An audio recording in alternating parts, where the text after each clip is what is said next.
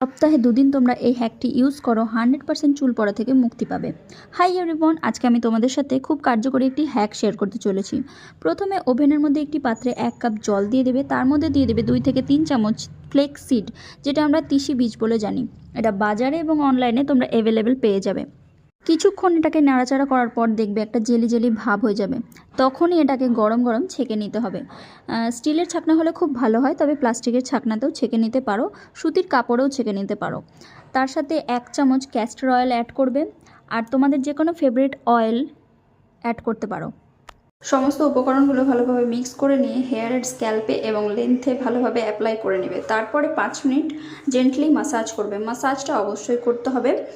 তারপরে তোমাদের যে কোনো একটা ফেভারিট শ্যাম্পু দিয়ে এটাকে ওয়াশ করে নেবে। ওয়াশ করার পর কন্ডিশনার করবে। আমি বারবার একটা কথা বলি তোমাদেরকে, কোনো জিনিসই একবার ইউজ করলে সেটার রেজাল্ট পাওয়া যায় না। তার জন্য তোমরা এটা 1 মাস অন্তত ইউজ করে দেখো, রেজাল্ট পাবে।